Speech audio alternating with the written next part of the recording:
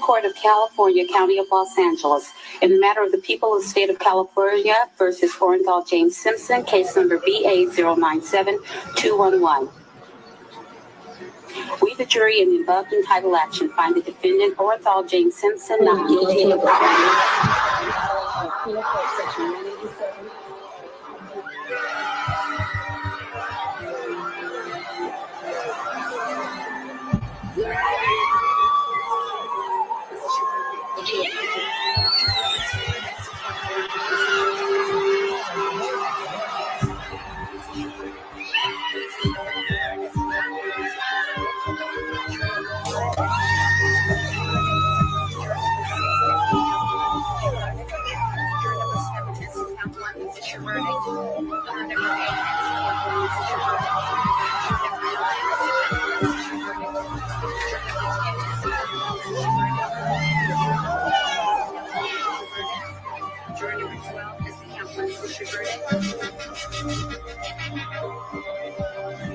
Yeah, that's my boy, though. That's my boy.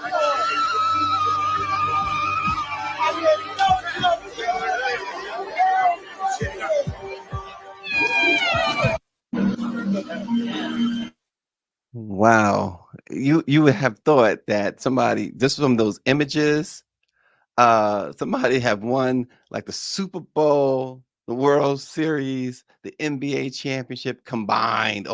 I mean, many of you surely remember that 30 years ago, 1994 is when police found the bodies of Nicole Brown Simpson and Ronald Goldman, slashed and cut and stabbed to death.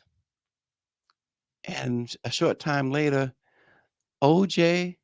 Simpson, Orenthal James Simpson, was arrested and charged with the murders. And it kicked off the trial of the century. That was 30 years ago. We're going to talk more this week about white noise as it relates to the O.J. Simpson trial. We'll tell you a little bit more about that later in the program today, but stay tuned this week as we talk about white noise and why does that fit? You'll find out. This morning, an eye-opening report in Rolling Stone has revealed that President Biden and top Democrats have been secretly planning for years so-called war games if Donald Trump tries again to steal the presidential election. And the same report shows how, in fact, Donald Trump has already laid the groundwork for such a scenario, including potentially calling out the National Guard to help him pull off the steal. A real detailed report and some on and off the record comments regarding the planning, that war gaming. Think about that, folks. What American politics have devolved to. Malcolm X said, by any means necessary. And apparently, uh, both sides are taking that tack, by any means necessary. Um, lots at stake. It tells you what really is at stake. We heard it in 2020. Biden said the soul of America was at stake.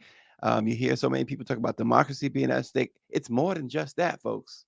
It's more than just that. And it really tells you how crucial this November is on many, many fronts, because you don't just have Black folks and Latino folks concerned. I mean, those who are paying attention anyway. But you got people. We talked on this show about Robert De Niro and people like him, people like Jimmy Kimmel. Folks who are white Americans are concerned. And the bottom line is, really, if Donald Trump gets back into office, it's not Jimmy Kimmel or Robert De Niro, those who look like them, who have to be concerned, who has to have the most concern, put it that way. That's people say, well, so Biden this and Biden that. And I said, you know what? Here's the thing about that. Here's the thing about that. Eh, He's still gonna have his privilege. and and for those who black folk particularly, because this includes Latino folk and other minorities, but black folk in particular, because this is the black press of America. If your hope is that it can't be any worse, if your hope is that, well, the status quo would be whatever, uh, it's not going to be that. It is going to be a lot worse, and it's not going to be the status quo. At best, it's not going to be the status quo. At best, it'll be Jim Crow. At best, you see all those, and this is not conjecture. It's not hyperbole. You see all the evidence because look, a Georgia bill. This is what we're going to talk about this morning as well. Has passed through the state house that's going to penalize employers who recognize unions. So, and this is a right-wing MAGA bill, which is not the worst of all of the bills. The thousands of bills while you're sleeping that they are passing in red states everywhere. It's going to penalize employers who recognize unions. If you think about that, we're going to talk about this morning, what that means, particularly for black and brown workers. And that's not the only state that's doing that, but they're the latest to do it. Also this morning, I got to talk about this. Major League Baseball over the weekend announced that it is indeed investigating the matter of their so-called greatest player, Shohei Ohtani. I don't believe he's the great. I know people who've been following baseball as far as baseball writers are concerned. I read a column yesterday, a guy I really have read all my life for the New York Daily News, Mike Lupica. And he in his column and all these other columns, say Shohei is the greatest since Babe Ruth. Babe Ruth was not the greatest. I'm tired of this narrative about Babe Ruth. I don't care what you think about Barry Bonds. I don't care what you think about anybody else, but Barry Bonds' name should be, when you talk about the greatest, should be up there. No doubt Willie Mays and Mark Make It Plain Thompson says Hank Aaron was the greatest. Can't really argue with that. But he also mentioned, while I'm on the subject, in that column, the New York Daily News, he mentioned this when he talks about sports gambling, how you remember it was taboo. You couldn't do it. You get kicked out. Pete Rose got kicked out for life betting on baseball, but you couldn't bet at all. And now, and I mentioned this the other day, you have FanDuel and Caesar Sportsbook Lounge and all of that, and they encourage it. And it's about the point spread. He said in his column, and it was like just a little side note almost. It just skipped over. And even though the column was about Shohei Ohtani, there was one line in it that I couldn't get past. And that line was Cleveland Cavaliers coach Bernie Bickerstaff said that when asked about leaving players in the game, when they're leading the game, and he said, I'd be wanting to, I want to pull my players, it's a 10-point lead or whatever with a minute to go. He says, but then I'm getting yelled at about the point spread. So I got to play my players longer to cover the points. And I'm thinking, oh my gosh, these guys said it out in the open. He said it out loud. That gambling, sports betting dictates even coaching decisions. That is like Pete Rose. See, Pete Rose's biggest sin was that not only did he bet on baseball, he bet against the team he was managing, the Cincinnati Reds. That is why Pete Rose, the commissioner, kicked him out for life. But this situation with Shohei. Um, and the fact that Bernie Bickerstaff would say that, so it makes you rethink, makes you at least want to rethink everything when it comes to sports, as far as what's taboo and what's not. Now, I think that um, if you bet against your own team, first of all, you shouldn't be betting, but that's that horse left the barn so long ago. But I think the only at this point, the way what Bernie Bickerstaff said, which confirmed everything we've already known, that bookies and point spreads and Vegas and all influences the outcome. Why refs blow the whistle when they blow the whistle? Why they foul certain people out? That official, Tim Donaghy, who went to jail, he was spot on. He was the tip of the iceberg, believe it. Nobody else went down except Tim Donaghy because he opened his mouth.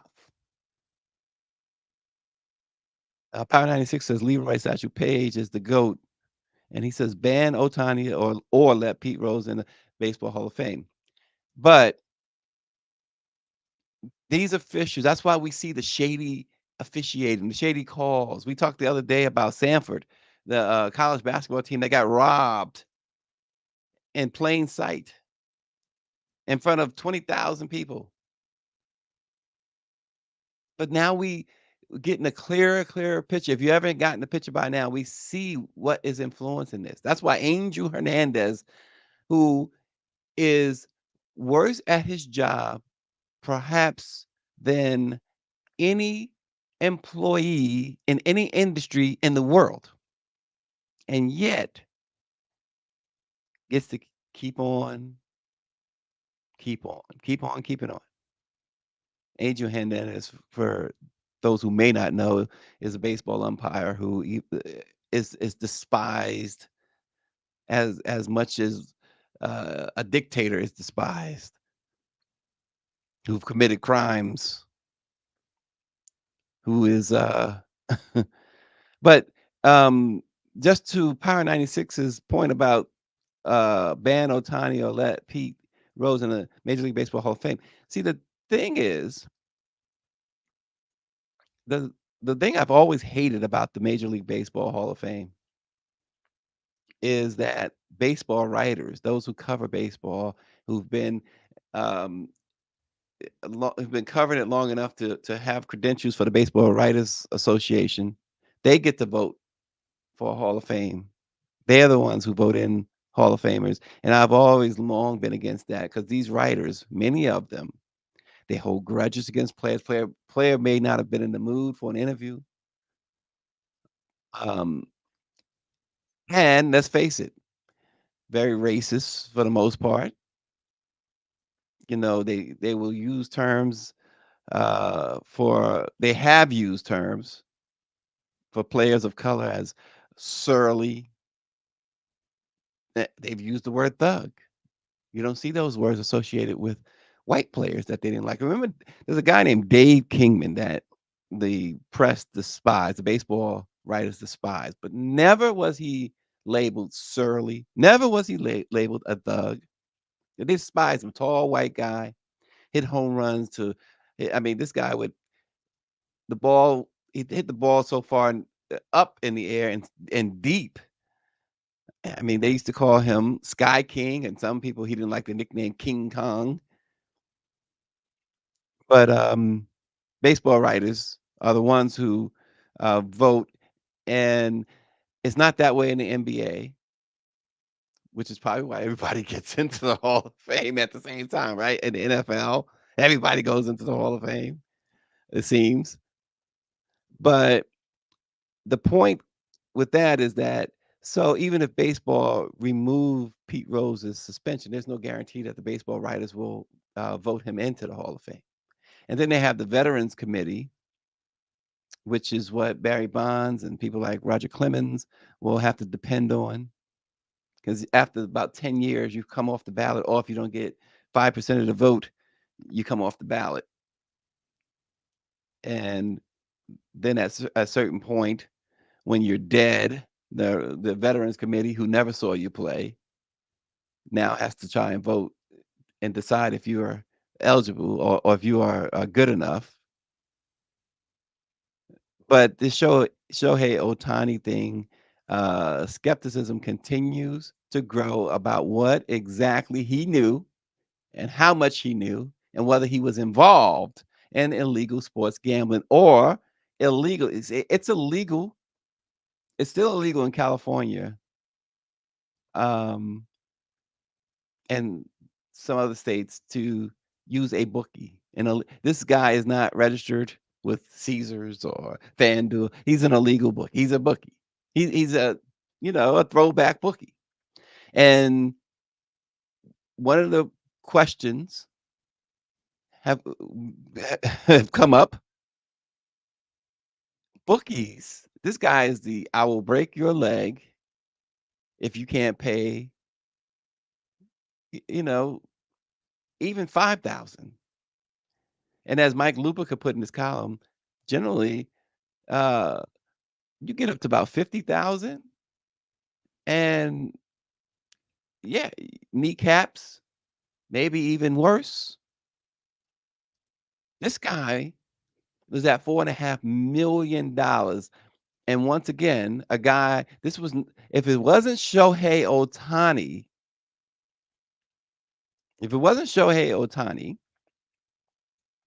why would this bookie allow this guy, ordinary Joe, because $300,000 today, listen, as much as I hate to say it, it's not a whole lot of money. So why would he allow him to run up at least $4.5 million in debt? There's a lot of questions here. I've already said half of what I plan to say later, so we'll talk about more later. Power 96 says, no offense to the good sports writers, but their words are worthless when it comes to evaluating players 1,000%. 1,000%. That's why, listen, even like Stephen A. Smith, people listen to what? What does he know? Because he watches it. I would feel like I'm just as much as an expert. I've watched sports all my life, not just watch, but evaluated and everything else. Um, Also this morning, someone has woken up. We say stay woke or wake up. Rob Smith announced that he's leaving the Republican Party after trying to fit in with racist, homophobic MAGA folks. For those who don't know, Rob Smith is a big time conservative who happens to be gay and black. And we're going to tell you why he decided to leave the party. And you say, well, maybe, well, we'll tell you why. But our biggest story this morning um, is for years. And this is so interesting to me, folks. And it probably should be interesting to you, especially those who follow this political whatever you want to call it in the US, this talking about democracy, saving democracy. Uh, Democracy is dead. Let's just come on right now. Play the trumpets, have the funeral. It's over. For years, Donald Trump, of course, the twice impeached, 4 times indicted former president who a jury also found to have sexually assaulted a journalist who today might have to pay the piper in a big way. Today is the day that Letitia James, the Attorney General of New York, is going to ask the judge to allow her to proceed with seizing his assets like Trump Tower and his golf course and et cetera, et cetera. But for years, he's made it abundantly clear that if he doesn't win the 2024 presidential election, he is willing to cheat and steal it. And since President Joe Biden's inaugural address, according to several sources who spoke both on and off the record with Rolling Stone, those who have intimate knowledge of the situation, Biden and his inner circle have been drawing up meticulous plans and creating a large legal network focused on wargaming, a close election finish in which the former president and Republican Party launched a scorched earth, big lie fueled crusade. Long before Trump began leading in battleground state pollings and years before he was declared the 2024 candidate,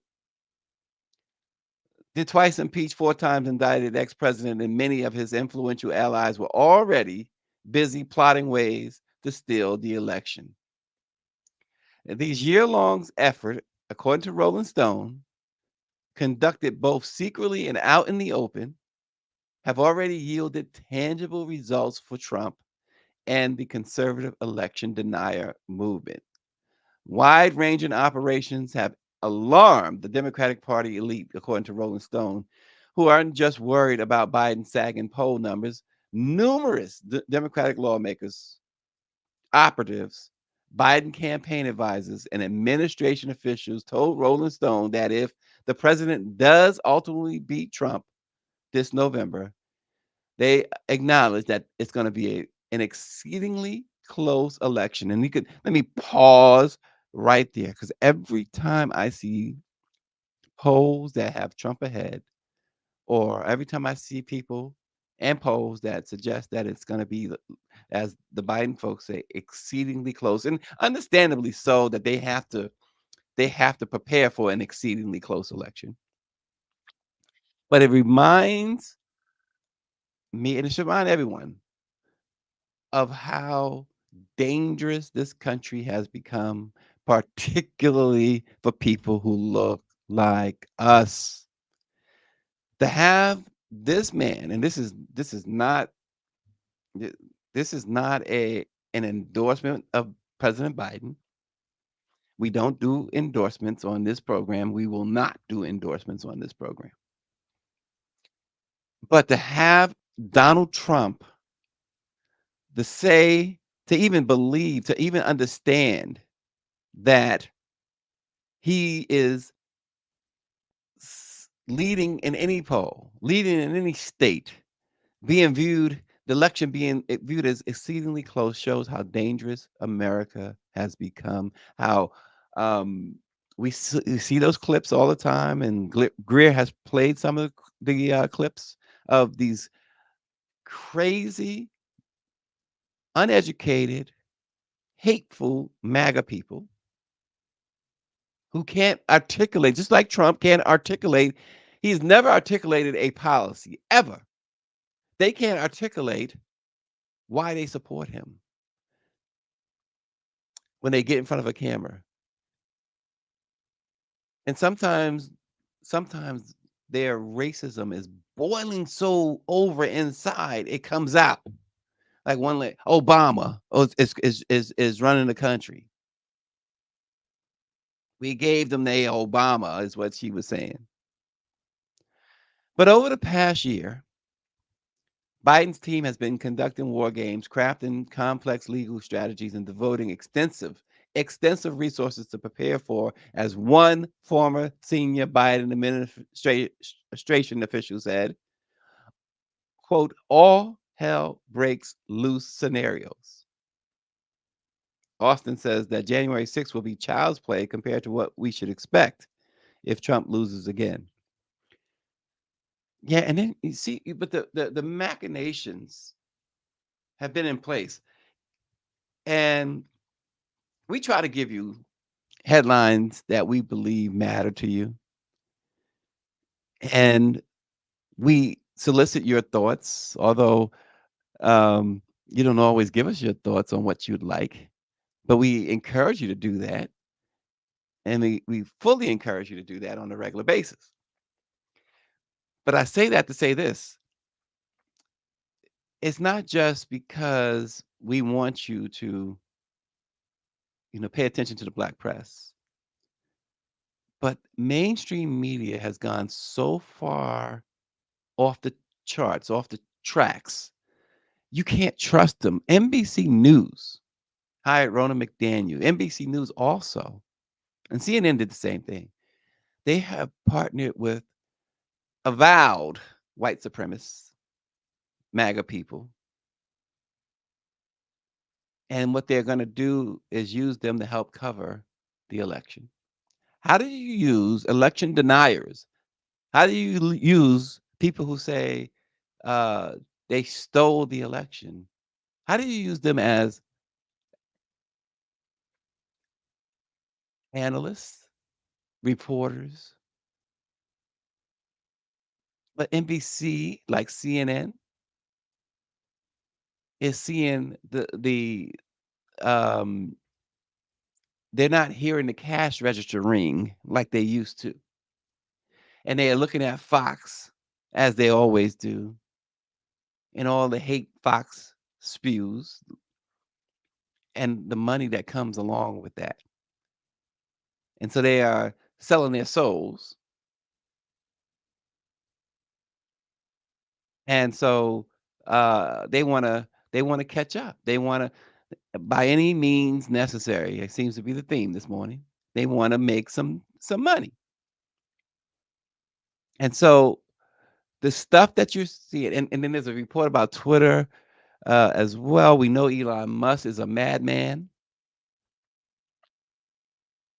but all the information that you are receiving from CNN and NBC, now to their credit, the other half of NBC's family, MSNBC, said we will you can hire them and her all you want. We're not putting Rona McDaniel on our air, on NBC's air,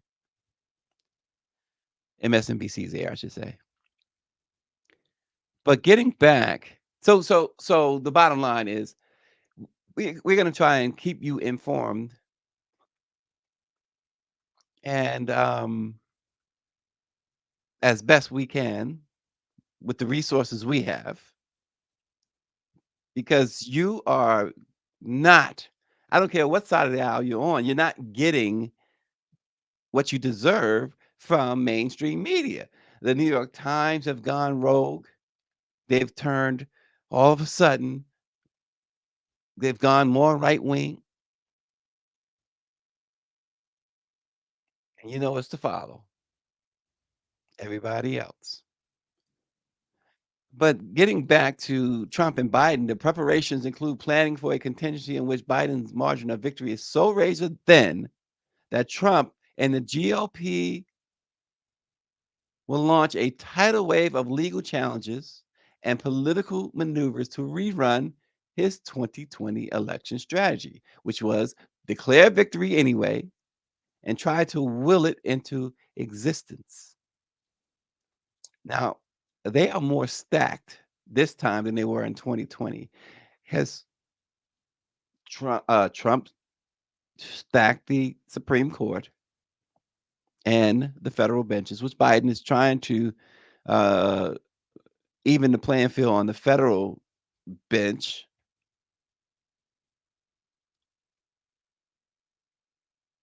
But they are in a better position now than they were in 2020 to steal the election. And they have Republican operatives in state houses everywhere, state senates everywhere, and in governor's offices throughout the country.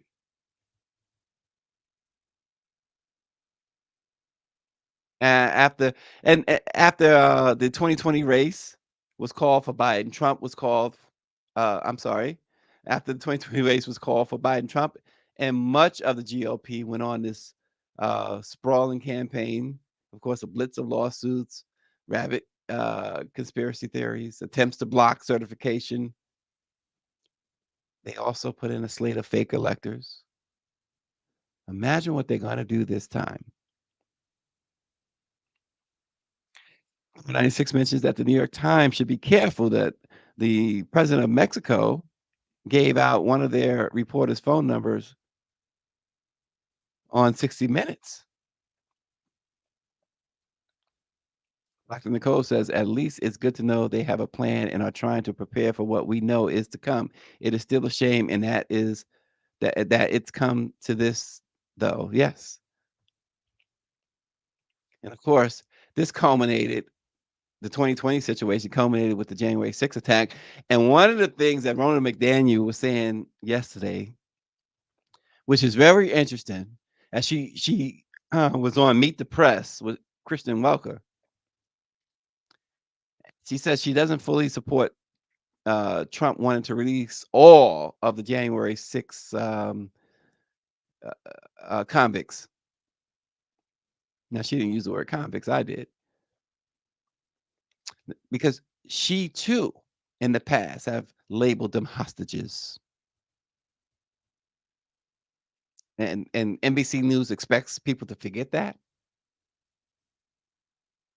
These people stormed the Capitol. And it's so interesting to me.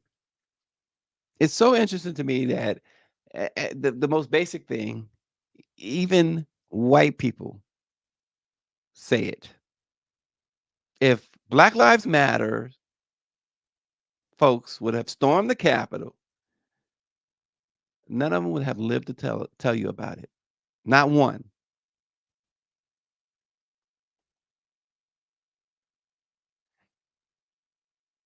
And so this thing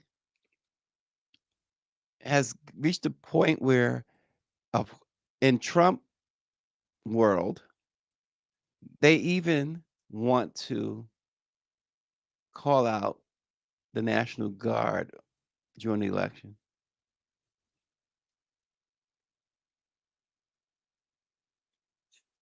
Is this we went to Malawi, Africa in 2019. And it was so interesting to me because we were there and was covering this ourselves. The elections there in May of 2019. And the elections were so peaceful. The opposition party was going around encouraging folks, of course, to vote for the lines were as long as you can see. Folks were talking with each other. And this was on both sides, right? The line was not just one party. And they were sharing snacks, and kids were there with their parents or whomever. And lines forever. A couple of times in a couple of locations we went to, both leaders of from each party would drive up in their Mercedes. There's always a Mercedes with their security detail and come out and greet everybody, both sides. Then we went to a prison. And at the prison, long line of inmates waiting to vote peacefully. Yet, while we were there in Malawi, had the televisions on, seeing reports of the Malawi election here in the United States, right? Seeing reports from mainstream media, violence and threats, and this is halting the Malawi elections and making it difficult for people to vote, and people are being threatened, et cetera, et cetera. It was a lie. We were there. We were watching this. But see, Malcolm X said the chickens have come home to roost. And in this case, the chickens have come home to roost when it comes to American democracy and its election, because that's what they are planning for in November. National Guard, hostility. There will not be nobody giving. There are laws. You can't give water to people standing online to vote. These are laws now that the MAGA people put on the books. And they will freeze them out. They'll make the lines untenable with the hope that those who might vote against Donald Trump will ultimately feel like it's not worth it and leave the line. You can't even aid a senior citizen, a disabled senior citizen in the United States, in most states in the United States now, when it comes to voting. You can't aid them on the line, or maybe they need a break. Maybe they need something cold to drink.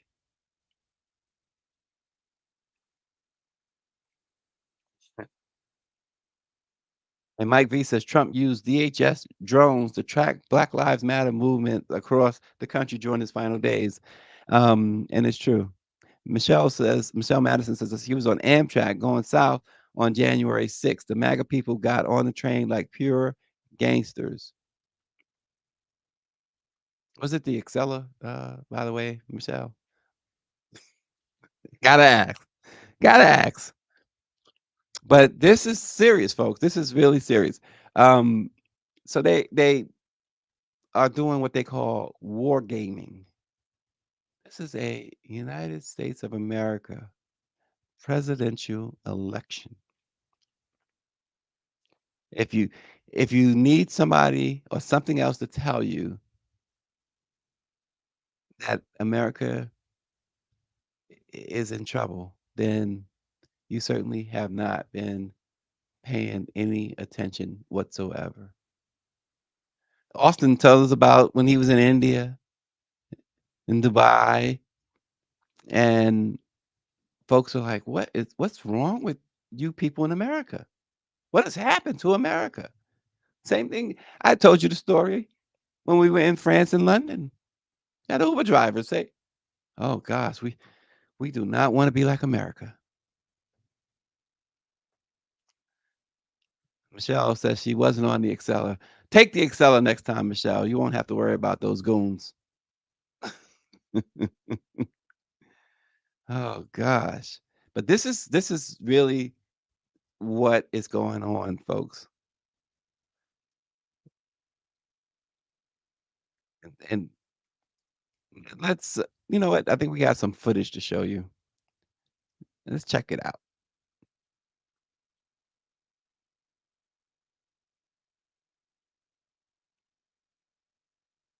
I wasn't in January 6th. Don't show me.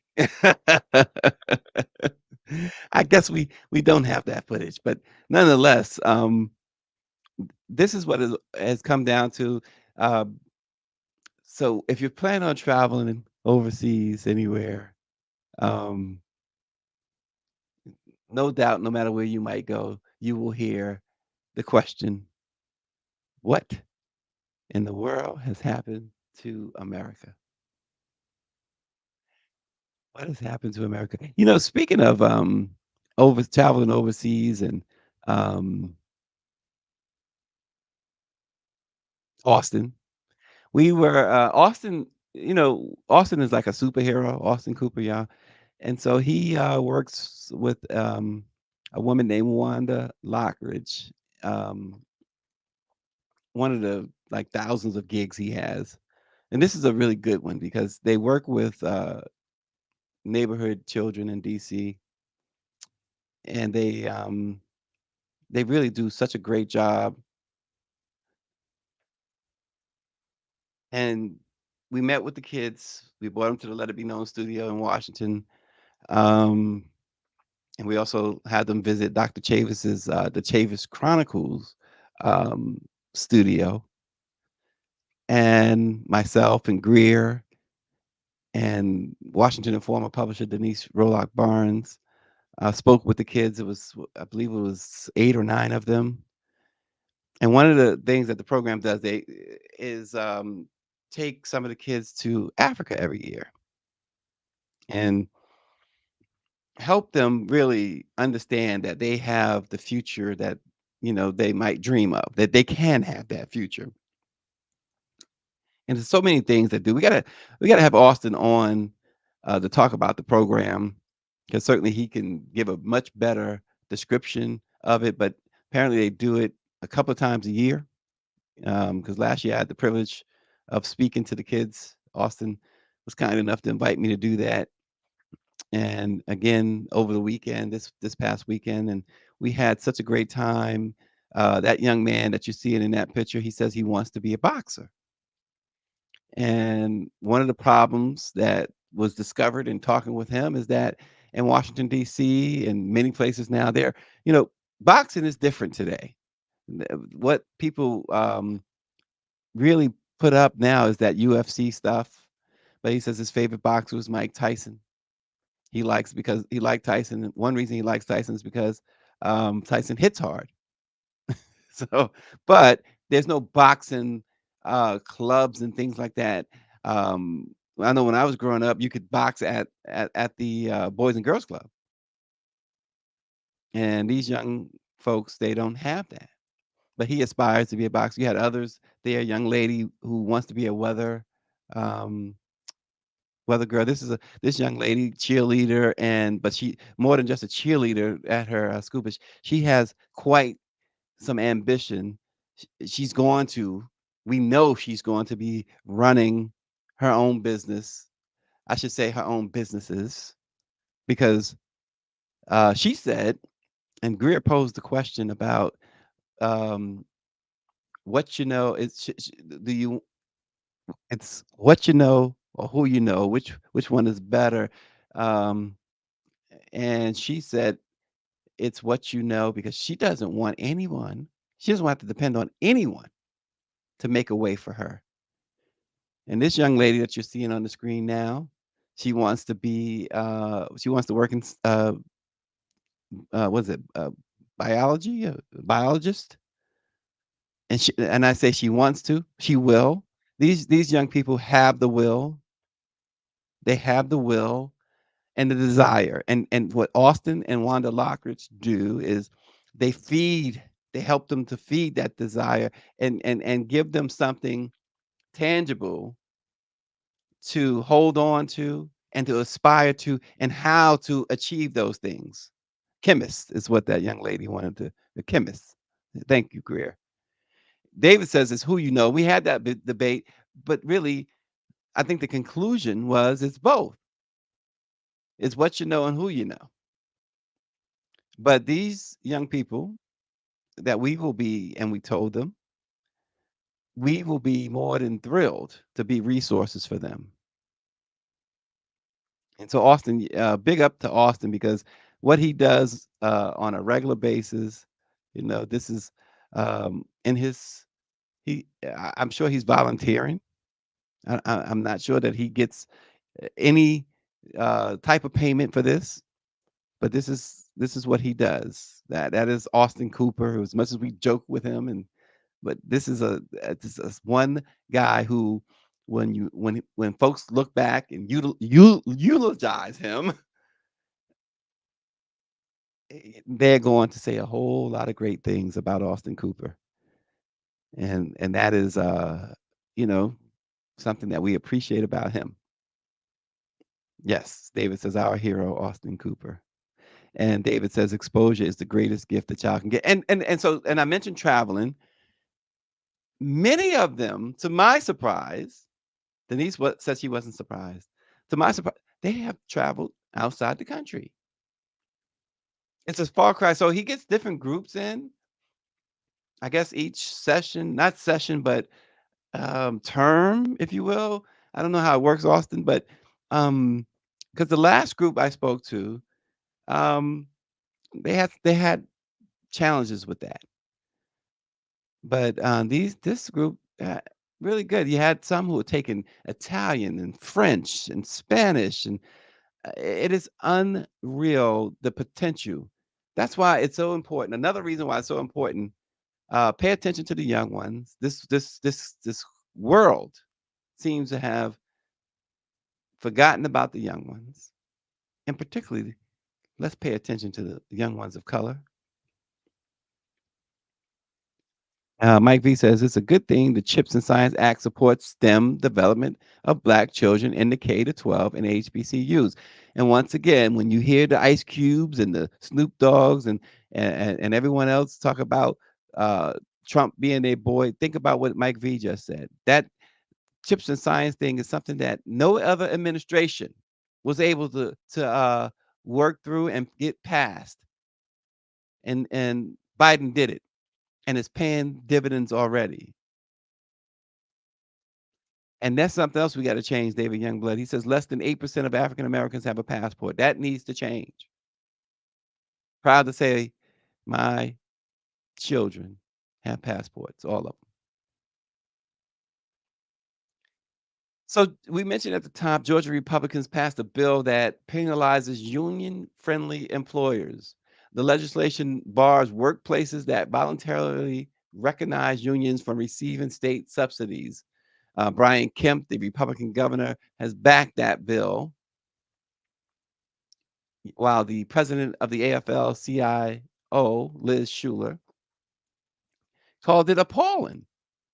Said it violates long-held precedent established by the National Labor Relations Act. Union leaders and Democrats have argued that the bill violates the 1935 National Labor Relations Act, which governs union organizing by blocking part of federal law allowing companies to voluntarily recognize unions that show support from a majority of employees. At the end of the day, voluntary recognition is a protected right, period, said Hannah Perkins, who's the political director for the Georgia AFL-CIO Union Federation. And speaking of at the end of the day, listen, why we can't put any measure of esteem certainly when it comes to our community folks, Black folk in particular. Let's not put stock. I keep mentioning like Ice Cube and Snoop Dogg. Let them entertain you if you want, but don't let them shape your thoughts. Certainly not your political thoughts or whatever. Glorilla, which I don't know why she adopted that name. MAGA folks probably every day having a ball with that one. But Glorilla was on CNN after visiting with the president and the vice president at the White House. And she was simply asked, how did that meeting go? And she was asked by the CNN reporter, was there an appeal for you to endorse the administration, the Biden Harris ticket? Was it an appeal for you to help get out the vote? I mean, reasonable questions. And her answer was horrible, was absolutely appalling. And I don't know if we have the footage from her response to the CNN reporter. But what she did was she started to laugh and giggle. People get out the vote. Hey, that ain't got nothing to do with me. You know what I'm saying? Like, I'm just living my life like it's golden, living my life like it's golden. But I'm not gonna, you know what I'm saying, talk politics. But I love the president. You know what I'm saying? I love everybody, and at the end of the day gotta end. Oh, oh my gosh. To her, it's probably a very profound statement. At the end of the day, they got to end.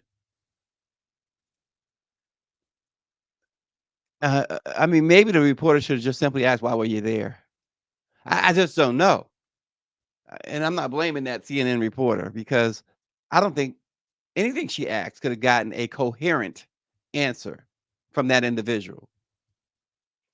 And I only say that with so much at stake. And that's what mainstream media does anyway. They go after the least informed when it comes to Black folk. I can think of on my own a couple thousand Black women that they could have picked who would have articulated a response worth articulating. It's absolutely annoying, to say the least, that they continue to do this. There are some people we run into, I we guarantee you they will never be platformed here. I mean, come on, I embarrass y'all enough. We don't need nobody else on here to embarrass us. So, oh my gosh. You gotta stop. But I want to get back quickly to Shohei Ohtani. Here's a guy that you know the story by now. His interpreter, who makes $300,000 a year, was in for over 4.5 million to a bookie. The money that was paid was wired in Shohei Ohtani's name from Shohei Ohtani's bank account. And today he's expected to finally address the media after they finally Major League Baseball has announced over the weekend it was going to investigate the situation, including him. Now, for his sake, if you a Ohtani fan, they have prepared and vetted what he's going to say very carefully, because that if he's using the same team that sent that interpreter out to speak for 90 minutes to ESPN and then sent him back to change his story, Ohtani's going to be in some serious trouble. And so a lot of things have come into question about this. This guy signed, we talked about it, a $700 million contract with the Dodgers. The caveat was really interesting. He doesn't start getting paid until after he basically retires in 10 years. They pay him $2 million a year for the next 10 years, right? Why would somebody do that? Why? I want my money now. Most people want they it's okay to defer some money. And we've heard the stories of people of baseball players and athletes having money deferred, but not $68 million a year on a $70 million a year contract. So that is part of this guy's mystery. Why would he do something like that? Because it's not all about just helping the Dodgers. The Dodgers got plenty of money. And he's been in the league now for 11 years. And he signs with the Dodgers, comes to spring training last month with the Dodgers with his wife. Now you say, so what's the big deal? Up until last month, and he's been married for what, 14 years?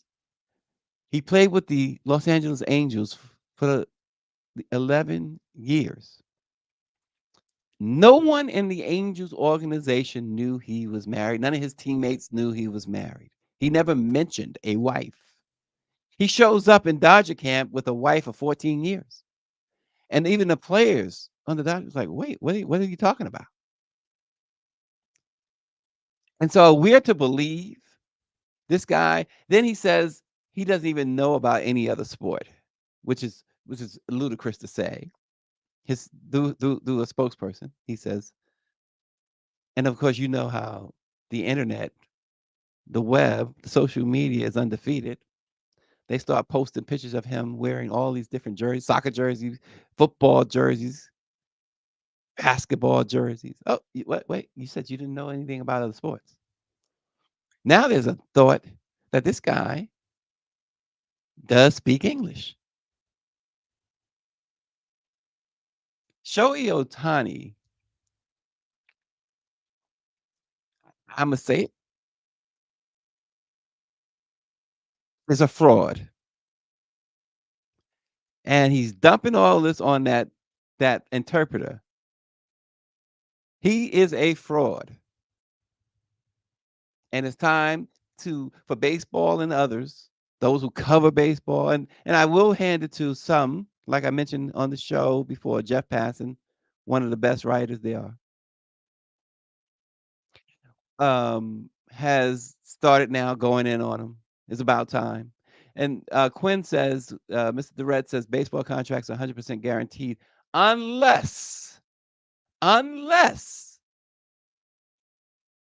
you there's domestic violence involved, a felony involved, or you bet on baseball. They can terminate the contract legally. So there is a couple of unlesses there, Quinn. And I believe, because that interpreter, if he didn't know the laws and the rules as he first stated, and they made him change that, he didn't know that, then why did he say, and he made a point, but I didn't bet on baseball. He made a point, if he didn't know the rules. And it all goes back to the premise, and I know that people probably get tired of this, but you know what? Get tired of the truth all day long. If this was Barry Bonds, Ken Griffey Jr., heck, we go back even further, the great Willie Mays or Hank Aaron, there'd be no questions. They'd be banned immediately, at least suspended until the investigation is completed. The Dodgers are rolling this guy out day in and day out, putting extra security in the locker room. They've even carved out a section. Everybody has their lockers next to each other. And they've carved out a section where there are 8 empty lockers surrounding him, so the press and everyone else can stay away, and even some of his teammates. How is that going to play with his teammates eventually? Right now, they're supportive, but you got some egos on that Dodger team. This is not the Angels, perennial cellar dwellers. This is the mighty Dodgers. You got Mookie Betts on that team. You got some big time superstars on that team. And to see this guy who has caused now, this is supposed to be a feel-good season for the Dodgers. And this guy has caused this type of scrutiny. These athletes, one thing about professional athletes is that they don't suffer fools kindly in the locker room.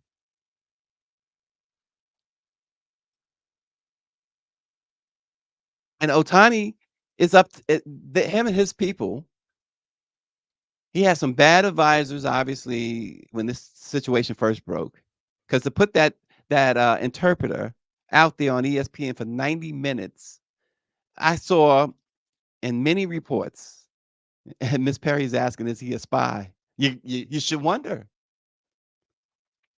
But I've seen in many reports that quoted numerous lawyers who said, how in the that lawyer should lose his law license for letting them speak out like this.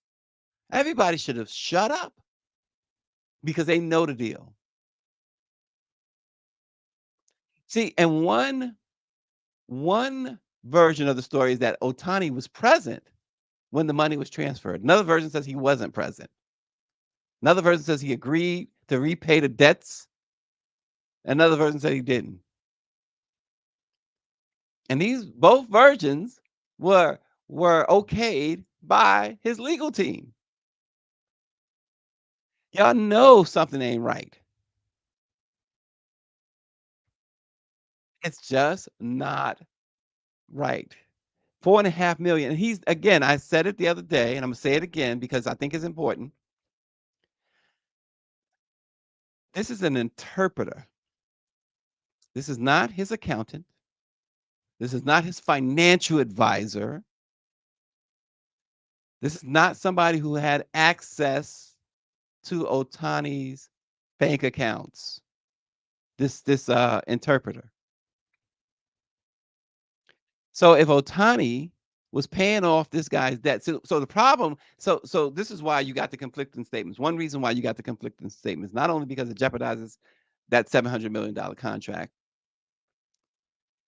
but it jeopardizes his liberty because in Los Angeles, you can do jail time if you are simply the go-between between an individual and a bookie in the state of California. It's illegal. So the first story that Ohtani was paying his debt, his friend's debt, jeopardizes Ohtani legally. So they changed the story and then they totally threw the interpreter under the bus. He committed massive theft. Okay. Suppose we go with the story that he stole $4.5 million from Shohei Ohtani. How does that explain that after this alleged theft, he and Shohei were captured on video, palling around, you stole $4.5 million from me. I don't care who you are. You could be kin. You could be blood. We're gonna be spilling some blood. But more importantly, if this guy stole $4.5 million, how come all of the reporters in their stories said they checked with the Los Angeles Police Department, they checked with the sheriff's office, they've checked with the Department of Justice, and there's no criminal complaint. Shohei Ohtani is not who they want you to think he is. That's why you got all of this mystery. And he's going to speak today, and he's either going to, two things are going to come out of that. It's not going to be an either or. Two things are going to come out of that. Some people are going to say, okay, we understand. And then others are going to say, I told you, this guy is not right. And then there might be a faction who's still not undecided. But I'm decided. I'm telling you right now, I'm decided. And so only reason why we're talking about a Japanese baseball player on the Black Press is simply because if it was a black baseball player that we were talking about here, we'd be talking about him being bailed out of jail right now, awaiting trial, suspended, contract voided. Just want to give you guys, as November rolls around, we want to arm you with all the information that you're not getting from mainstream media, because all this stuff ties in. I was talking to Dr. Chavis this morning. Dr. Chavis calls all times at night. I can't keep his schedule. It's impossible. I don't know. I just don't know how he does it. But all of it, Dr. Chavis always makes the point. You got to think beyond the obvious. All of it ties in. All of this ties in, and including this, Rob Smith, a gay and black conservative who was heckled and called racist and homophobic slurs while attending a MAGA event, said he is finally leaving the Republican Party. Smith is a longtime conservative commentator, and he says he now identifies, check this out, this dude says he's politically homeless. He says, I was betrayed by the Republican Party. He was confronted and surrounded by what he described as white supremacists that don't like gays or blacks in the Republican Party. No kidding. No kidding. So really, we need a whole lot more Rob Smiths, meaning people to wake up. At this late date, you realize, Rob Smith, they don't like blacks and gays? At this late date? I mean, I guess we should be happy you finally woke up. But it took him Well, first of to all, enter the MAGA I world. say, and I don't gay or lesbian black people for saying that they can't be a part of it. What I will say is this. A lot of people want to ask me these questions about what's going on with the movement. They want to ask me the questions about what's going on with, like, let's say Donald Trump. And what I say is this, is that I don't focus on what people say. I focus on what they do. And when it comes to Trump, when it comes to the mainstream Republican Party right now, I have seen Donald Trump be the first Republican to ever, the first president to ever enter office supporting marriage equality, either Democrat or Republican. I saw him partner with the RNC in the log cabin Republicans to spend over $1 million in a get out the vote effort specifically targeting gays and lesbians. He's seen Donald Trump. He saw the face of evil, is what he saw. Very delusional, very much so. As Power 96 says, he finally got he finally got his N-word moment. Now he's a real ball of confusion. It's sad that we have people who look like us who go down a path that any halfway intelligent person understands that you're going down that path and it's a door to no return.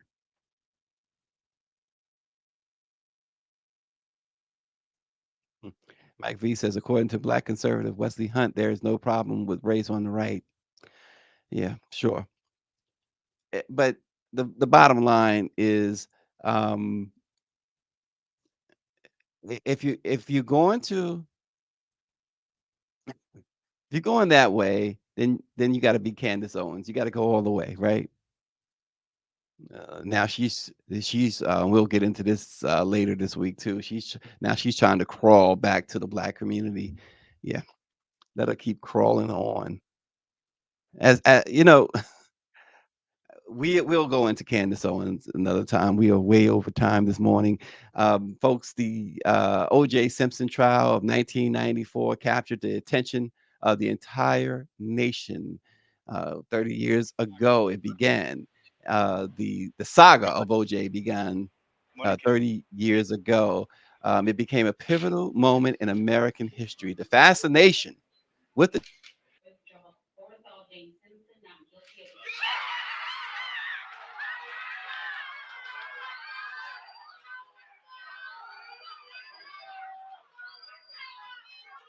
I think this jury sent a message that the time has come here in Los Angeles and in America that indeed there must be a level playing field for everybody. And I just don't think justice was served. I don't think the jury did their job. I think they knew what they were going to do from the gate. I think it was racist based, and it was racist from the Black point of view. Again, the O.J. Simpson trial, it captured the attention of everyone. It became a pivotal moment in American history. The fascination with the trial stemmed from various factors, including O.J.'s celebrity status as a former football star and actor, the brutal nature of the crimes he was accused of, and the highly publicized courtroom drama. However, perhaps the most significant aspect of the trial was how it starkly divided America along racial lines, as you saw just there in that clip. For many white Americans, the evidence against O.J. seemed overwhelming, leading to widespread belief in his guilt. On the other hand, many African Americans viewed the trial through an entirely different lens, skeptical of a legal system that they felt had historically discriminated against people of color. It wasn't just a feeling. It continues to this day. The acquittal of the police officers involved in the Rodney King beating, despite clear video evidence, further fueled that distrust that African Americans have with American justice. Therefore, when O.J. was acquitted, it was seen by many Black folks not as a celebration of O.J. himself, don't get it twisted, but rather as a rare instance of the justice system working in favor of a Black man. While O.J. may not have been an active figure in advocating for African American and African American rights, his acquittal symbolized a form of defiance against a system that had long been perceived as unjust to the Black community. The sight of white Americans crying over the verdict only served to reinforce that sentiment, with many Black Americans viewing it as yet another example of racial bias. Thus, the celebration of OJ's acquittal among Black people was not about exonerating OJ, but about asserting a sense of empowerment in the face of a system they believed had failed them time and time and time again. How do deeply entrenched racial biases continue to shape perceptions of justice in America? And what steps can be taken to address and dismantle these systemic inequalities? This week, we're going to try to cut through the white noise and examine and answer that and many other lingering questions, not just about OJ, but America's Black and white divide. Stay tuned this week as we talk white noise. And also stay tuned and go to our YouTube page. Y'all know what I'm going to say. Hit the share button. Let it be known news YouTube channel.